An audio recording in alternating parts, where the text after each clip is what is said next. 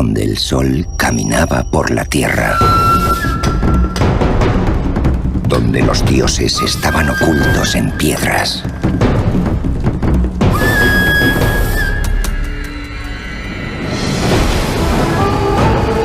Y ancestrales culturas dominaban los mares.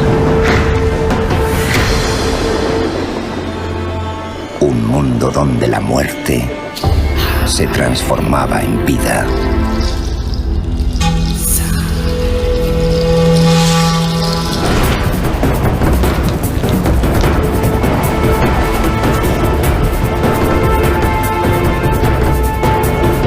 Y los hombres se comunicaban con el universo.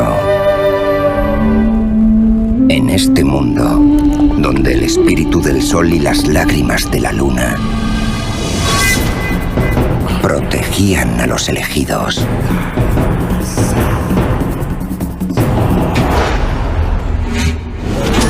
una mágica leyenda emergió para forjar el imperio de los incas. Destinado a ser una de las civilizaciones más grandiosas de la historia.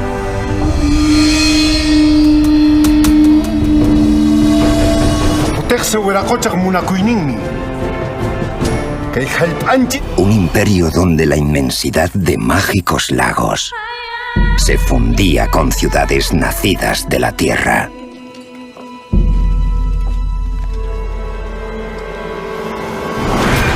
Y los más valientes guerreros viajaban desde océanos desconocidos hasta fortalezas ocultas por la niebla. Perú, imperio de tesoros escondidos. 5000 años de historia que aún sigue viva. Nosotros vamos a esta unidad respecto a las reformas borbónicas. Nosotros vamos a ver cómo un gran imperio colonial del mundo en los siglos XVI y XVII decae paso a paso durante el siglo XVIII, a pesar de que manejaba, en este caso España, el monopolio de la plata y oro de América y saqueaba las minas de Perú, Bolivia y México. El debacle trajo como consecuencia la pérdida de territorios de España. Como reino, se vio obligado a ceder espacio geográfico y otorgar facilidades a sus enemigos como Inglaterra, Portugal y Holanda.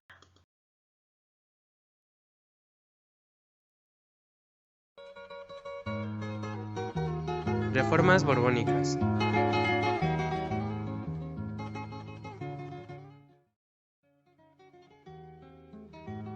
Durante la época colonial, México y otros territorios del continente americano como Nueva Granada, hoy Ecuador, Colombia, Panamá y Venezuela, el Alto Perú y el Río de Plata conformaron el régimen territorial y político colonizado por el Reino de España. Como todos los países con historia colonial, México fue transformado política, religiosa, cultural, económica y socialmente, conforme a los valores de los europeos, quienes renegaron las tradiciones y las instituciones de los habitantes nativos del continente. Para contextualizar, entre 1521 y 1700 gobernó en la Nueva España la dinastía real de los Habsburgo o Austria.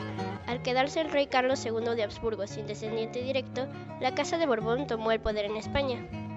El primer miembro Borbón que sucedió a los Habsburgo en el trono español fue Felipe V. Cabe destacar que durante el gobierno de los Habsburgo en la Nueva España se había creado un sistema político donde se compraban los cargos públicos. Los funcionarios imponían los tributos, se desarrollaban y protegían monopolios y mediante la corrupción se evadía el control de la corona. Por ello, el rey Carlos III de Borbón, influido por las ideas de la Ilustración, llevó a cabo un proceso de modernización por medio de las llamadas reformas borbónicas, las cuales respondían al deseo de la corona de retomar los hilos del poder en América, en específico en Nueva España, siendo uno de sus reinos más prominentes. Pero entonces, ¿qué fueron las reformas borbónicas?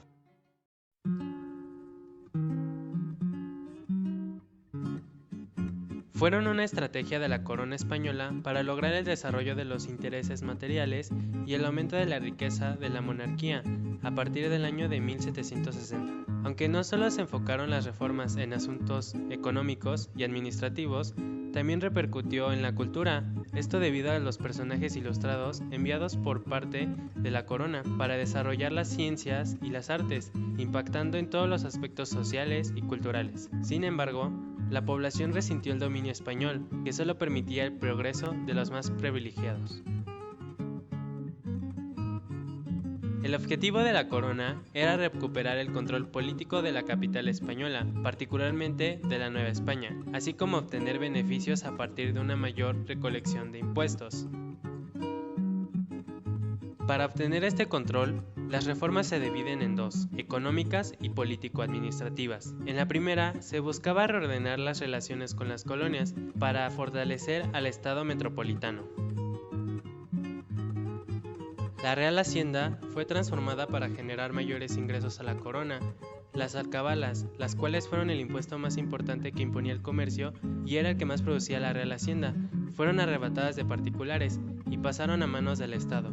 Se crearon nuevos impuestos como el de las pulquerías y también se monopolizó la expendeduría del tabaco, lo que generó enormes ingresos.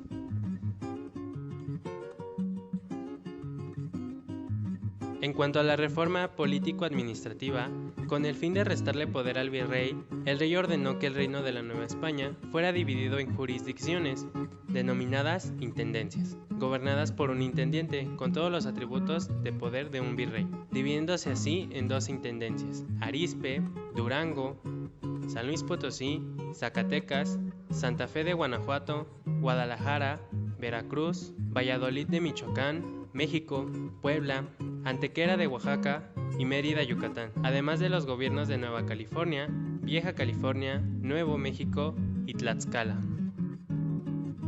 También con las reformas, a partir de 1760, los ataques a la iglesia fueron más directos y se evidenció aún más con la expulsión de los jesuitas en 1767, debido a esto a su influencia en la educación superior, además de su riqueza y carácter independiente. Como se mencionó anteriormente, las reformas borbónicas también influyeron en la vida cotidiana de la sociedad. Los monarcas borbones pensaron que la vida novohispana estaba llena de inmoralidades y creían que se podía corregir imponiendo una moral racional e ilustrada.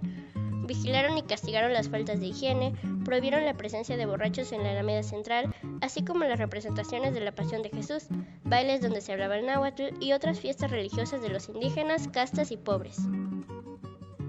Las restricciones de múltiples tradiciones obligaron a la gente a encerrarse en su ámbito privado, en donde trataron de conservar sus costumbres.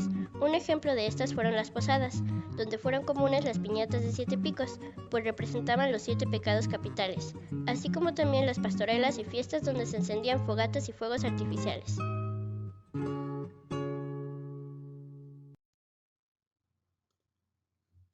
¿Cómo llegaron los Borbones, en este caso los Borbones, al trono español?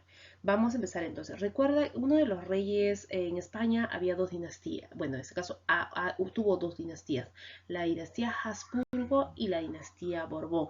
El último rey Habsburgo, que era Carlos II, o también tenía el apelativo de Carlos el Hechizado, porque se indican ellos los relatos que este rey no podía tener hijos. Y al no tener hijos, él al morir dejó España sin descendiente. Entonces se dice que se va a dar un gran enfrentamiento en toda Europa. Todos los países de Europa van a querer meter en este caso a sus hijos como reyes de España. ¿Ya, jóvenes? Entonces se dice que la corona española entró en una crisis política que se agudizó por la falta de un heredero. Dice que al morir Carlos incluso quiso colocar como, en este caso, como heredera a su esposa, pero debido a una ley que existía en España, que era la ley sálica, donde impedía que las mujeres podían gobernar, su esposa no asume el cargo. Es ahí donde el rey de Francia, en este caso Luis XIV, pretendió colocar en la monarquía española a un pariente suyo como soberano. Y este asunto no fue bien visto por todas las monarquías europeas, como les había dicho al inicio, que ya se habían imaginado en el trono como suyo. Entonces se dice que esto dio cuantiosas pérdidas a la corona española. porque todo el mundo quería apoderarse, ser rey de España para poder manejar su colonia, que era Perú. Y recordemos que en Perú se daba la gran cantidad de extracción de oro y plata hacia Europa. Entonces dice que ahí estalla la llamada guerra de sucesión del trono español entre el año 1700 a 1713, que es un conflicto bélico entre europeos porque por el trono español, ya jóvenes. Entonces le dice que esta batalla, esta guerra de sucesión termina con el llamado Paz de Utrecht. Missy, ¿qué consiste la Paz de Utrecht? Bueno, esta Paz de Utrecht se firmó el 11 de abril de 1713, donde estos países de Europa van a llegar a un acuerdo, que en España va a regir el rey Felipe de Anjou, que era un rey francés Borbón, ¿no es cierto? Y al gobernar España, Felipe de Anjou se cambiará de nombre a Felipe V de España, quien era nada menos que nieto de Luis XIV, el llamado Rey Sol de Francia. Ya jóvenes, entonces vamos a ver todo ese incidente de la guerra de sucesión. Al asumir el cargo, Felipe V, o también llamado Felipe de Anjou, va a reorganizar el sistema político. Dividió a España en provincias, trató de que España sea próspera en Europa, porque recordemos que España vivía en una crisis, todavía los países ya desarrollaban industria y España todavía seguía viviendo en el feudalismo. Luego tenemos al siguiente rey Borbón, Fernando VI, y luego Carlos III. De este rey Carlos III es lo que nosotros nos vamos a centrar. ¿Por qué? ¿Qué es lo que va a hacer Carlos? Carlos sabía que España vivía una crisis. Estaba no había desarrollado lo que viene a ser industria, estaba muy sumido a lo que viene a ser el feudalismo. Entonces se dice que Carlos va a establecer una serie de objetivos. La primera es reestructurar el imperio español. Segunda, mejorar el control de sus colonias. Tercero, obtener mayor recursos económicos. Y la cuarta es eliminar los grupos de poder que en este caso que afectan o atenten contra el poder de España, ya jóvenes. Y luego, bueno, después de Carlos III tenemos al otro rey Borbón, Carlos IV. ¿Qué son las reformas borbónicas? Fueron los cambios estructurales en el ámbito económico, político, social, territorial, dadas por la dinastía Borbón en España y sus colonias durante el siglo XVIII. Estos cambios sabemos que van a ser dirigidos por el rey Borbón Carlos III. Bueno, en esta diapositiva he elaborado un pequeño organizador gráfico acerca de las llamadas reformas borbónicas. Nosotros vamos a hablar de estas reformas borbónicas en el aspecto político, económico y social. Por ejemplo, en el aspecto político, ¿qué podemos decir? Que España pretendía controlar eficazmente a sus colonias y recurrió a las tácticas del regente francés, el cardenal Richelieu, ¿no es cierto? ¿Qué tipo de tácticas son mis? Va a poner en práctica una mayor concentración y control político. Aplicó el llamado despotismo, el despotismo ilustrado sobre su territorio, evidenciando la poderosa influencia francesa. Estas medidas sobre todo buscaban centralizar el control administrativo, renovando autoridades y alterando la jurisdicción de las instituciones políticas, ¿no? Para ello va a establecer, en este caso, que España otra vez vuelva a ser una potencia, aumente el control de España sobre las colonias. Un aspecto económico. En el aspecto económico va a disminuir el control monopólico. Recordemos que España es un monopolio, el único, en este caso la colonia, el único lugar donde podía hacer comercio de compra y venta era con España. Ningún otro país podía venir aquí a los puertos de las colonias de España a realizar comercio. Estaba terminantemente prohibido. Y se dice que eso va a originar la aparición de bastantes piratas y corsarios, piratas que van a ingresar y van a saquear nuestros puertos peruanos, como el pirata Morgan. Tenemos a los corsarios como Drake que van a saquear o a llevarse el oro y la plata que tenían los galeones españoles. Esto va a dar a España grandes pérdidas, ¿no es cierto? Entonces, para evitar estas pérdidas del comercio ilícito, es lo que España va a establecer, los llamados puertos libres. Va a permitir, en este caso, el ingreso de galeones de países procedentes de Holanda, de embarcaciones francesas, embarcaciones inglesas. Entonces el Perú ya va a poder realizar comercio con diferentes países, y para ello ya va a abrir diferentes puertos. Ya no va a haber un solo puerto, que es el puerto del Callao. Ya se van a abrir puertos como el puerto Valparaíso, el puerto de Buenos Aires, Guayaquil, o también llamado Montevideo. Entonces ya España va a empezar a diversificar y a realizar un comercio con toda Europa. De esa manera pueda España incrementar sus ingresos. Y en lo social va a empezar a quitarle el poder a los criollos. Recordemos que quienes eran los criollos eran aquellos españoles que habían nacido aquí en la colonia. Estos criollos también exigían poder a España, querían asumir cargos políticos en diferentes instituciones aquí, pero era imposible porque en este caso quienes podían ocupar un cargo político o público eran los peninsulares. O sea, un español que había nacido allá en la madre patria. Los criollos no tenían tanto poder. Ya joven, entonces eso van a ser las principales reformas borbónicas. En cuanto a las reformas borbónicas, recordemos que ante la pésima y corrupta imagen que transmitía la sobreexplotación y los escandalosos niveles de corrupción de los corregimientos, ¿y quiénes eran los corregimientos? En este caso, el corregidor.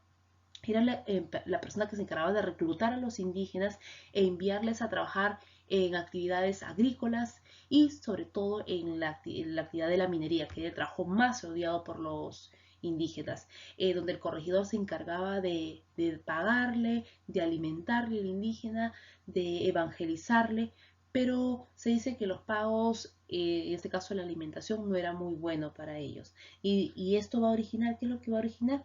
Una rebelión, la rebelión de los indígenas, debido a que el corregidor en este caso va a explotarlos demasiado, y esta rebelión se va a realizar con José Gabriel Condorcanqui. Se dice que estos corregimientos se van a eliminar luego de la rebelión de José Gabriel Condorcanqui, se van a eliminar para que luego cambiarles de nombre a intendencias, ya jóvenes. ¿Y cuáles son esas intendencias? Son 8 intendencias que se formaron en el Virreinato del Perú, que luego van a formar, en este caso van a ser el inicio de las regiones del Perú. Tenemos la intendencia de Trujillo, Tarma, Lima, Huancavelica, tenemos la intendencia de Huamanga, Cusco, Arequipa y Puno, ya jóvenes. Pero estas intendencias, recuerda que se van a crear luego de la rebelión de Túpac Amaru II. ¿Y qué era una intendencia?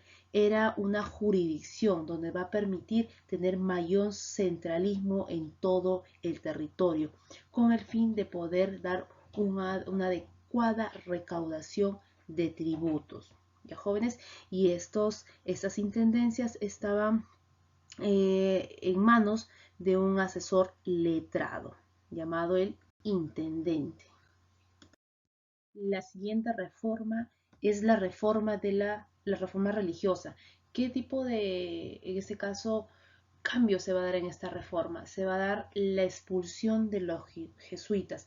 Esta expulsión de los jesuitas va a afectar muchísimo aquí en el Perú. ¿Cómo? Ahora lo explico. Nosotros sabemos que los jesuitas es una orden religiosa que llegó en el Perú en los inicios de la organización del aparato virreinal. Nació con un claro sentimiento de defensa del Papa. Los jesuitas aquí en el Perú empezaron a desarrollar actividades culturales y de docencia, tanto en el campo como en la ciudad. Los jesuitas empezaron a dirigir numerosos colegios y algunas universidades. Ellos tenían en su poder gran cantidad de haciendas, obrajes, huertas. Eran la religión más rica y más poderosa aquí en la colonia. Entonces, al ver esto, Carlos III no lo ve con buenos ojos, porque considera a los jesuitas un peligro, ya que estaban teniendo demasiado poder, incluso estaban llegando a formar un mini estado dentro del virreinato, y el virrey, en este caso el rey, no iba a permitir ello. Es por eso que el 1 de abril de 1717 los jesuitas son expulsados del Perú. Al ser expulsados, ¿y quién qué virrey va a realizar esa orden? El virrey Juliet Amat. Entonces deciden expulsar a los jesuitas no llevan ninguno de sus bienes, ninguno de sus recursos que ellos poseían aquí en la colonia, se van sin nada. Todas sus tierras, todos sus obrajes que ellos tenían fueron a pasar a manos del Estado. Y se dice que la educación quedó paralizado, porque recordemos que los jesuitas se encargaban de la educación, del manejo de los colegios, del manejo de las principales universidades aquí en el Perú. Bueno, y por último, un dato adicional. Recordemos que uno de los cambios que también se dio durante estas reformas borbónicas fue la creación de virreinatos. ¿Y qué virreinatos se crearon? El virreinato de Río de la Plata y el virreinato de Nueva Granada. El virreinato del Perú, recuerda que se creó en el año de 1542. ¿Con qué fin se crean estos nuevos virreinatos? Con el fin de reducir el enorme espacio controlado por el virrey del Perú, que le resultaba complicado administrar. La partición del territorio peruano se hizo para menguar el poder de los criollos del virreinato, así para facilitar la vigilancia de la fuerza laboral y la extracción de los recursos. Es por ello que en el año de 1717 fue creado el Virreinato de Nueva Granada y en el año de 1776 el Virreinato de Río de la Plata. Luego en el año de 1773 se crea la Capitanía de Venezuela y en el año de 1778 la Capitanía de Chile. Missy, ¿por qué no se crea en Chile y en Venezuela virreinatos? ¿Por qué? La diferencia es la siguiente, ya que en un virreinato el poder se centra en el virrey, quien tenía amplias atribuciones y no eran militares. A diferencia de las capitanías, son dirigidos por militares, en este caso tiene como jefe al capitán. ¿Por qué instalaron en Venezuela y en Chile capitanías? Porque eran zonas muy revoltosas, había constantemente rebeliones. Entonces el virrey Carlos III decidió tomar una estrategia que esas zonas, como son revoltosas y hay constantemente rebeliones, van a ser dirigidos por militares y a jóvenes por un capitán. No se vayan a olvidar ese dato.